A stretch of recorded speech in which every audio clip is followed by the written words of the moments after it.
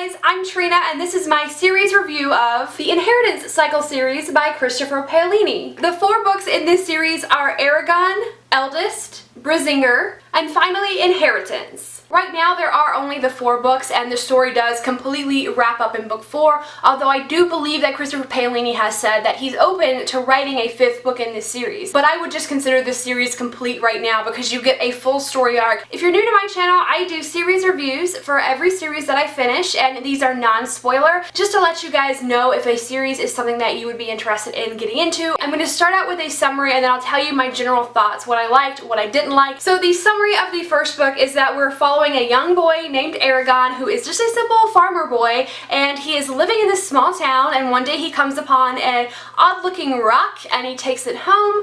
And one day the rock hatches. It turns out that it was actually a dragon egg, but dragons have been extinct in this world for many years. So Eragon finds himself in possession of what might be the very last dragon. Throughout the course of the story, of course, Eragon starts to learn much more about this world and its history and the role that he has been called to play. This is very much an epic quest adventure, like a hero's journey, his training to become this hero. It's that type of fantasy story. There are many different races in this world that you're going to meet along the way, like humans and elves and dwarves, and there are also some other fantasy creatures that Paolini has made up. The series does kind of turn politically aimed towards the end of the series. You start making alliances, you start really seeing how these different races are prejudiced against each other, and watch them try to overcome those in order to make these alliances for the good of the kingdom. To give you guys my overall thoughts on this series, I read the first book, Eragon, I believe it was a couple of years ago, and it took me an entire year to get through Eragon. I wasn't a big fan of that book. I think in the end,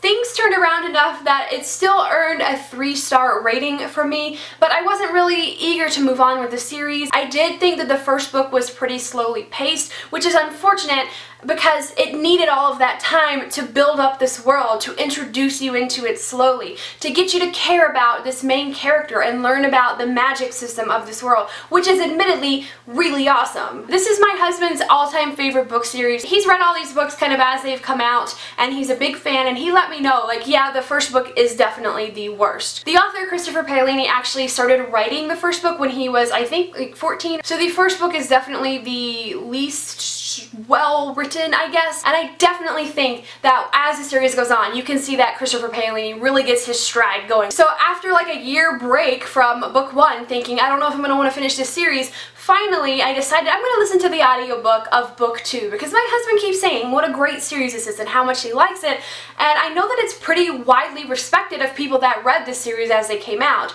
So I listened to the audiobook of Eldest and I fell in love.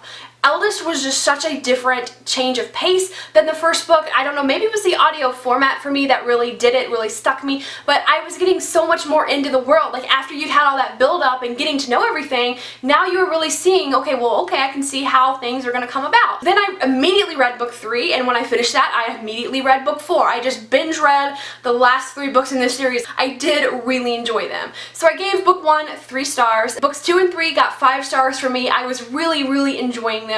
And then book 4 I thought was a fantastic finale to this series. The only reason it got I think it got 4 or 4.5 stars. The only reason it didn't get 5 is because, again, there was a little bit of slow pacing in it. I felt like we knew where things were going by then and it took a little bit to get there. However, the actual conclusion, the way that everything came about, I really enjoyed reading that. I really enjoyed the final conflict. So overall, I really enjoyed this series and I definitely recommend it if you love fantasy. I mentioned before briefly that I thought the magic system was awesome, and so the way that this magic system works is it's very based in language. You have to get the wording of a spell exactly right or really dire consequences could result. And spells also require the right amount of energy to be cast. So if you're going to cast a spell to start a fire, it will extract the same amount of energy from the person casting the spell as it would take them to actually build a fire by hand. So you know, you might cast a spell and then feel a little bit tired. Well, it's possible that you might cast a spell that is too strong for you, you deplete your energy, and you die. So there's this constant battle of Eragon trying to learn this new language of the magic system and trying to get the wording exactly right, and making sure that that he doesn't overexert himself. Another thing I think is really awesome about this series are the dragons. These are full character dragons. These aren't just dragons that walk around and look cool. These dragons talk. Sometimes you actually get chapters that are narrated by the dragons. These dragons are very, very full characters and they are amazing. I really, really loved the dragons in this world. The main dragon is Saphira. She's one of my favorite book characters that I've read this entire year. And another thing I really loved about this series were the female characters. This is a patriarchal society. It's kind of said again and again that women don't have that much of a role in it, and yet we have two incredibly strong female characters that are extremely empowering. One of them is Naswada, who you meet in book 1. She is the daughter of the leader of the rebels. So she is basically poised to take over, and yet there are people that would oppose her on this. She is black, but she is the only diverse main character who we read from. The other female character is Arya, who is an elven warrior. Another thing that I do want to point out is that there isn't much romance in this series at all. Like, there's kind of, you get to experience Eragon having his first crush and kind of being distracted by that a little bit, but there's no developed romance in this series, which can be kind of refreshing because you've got these characters dealing with war and battle, and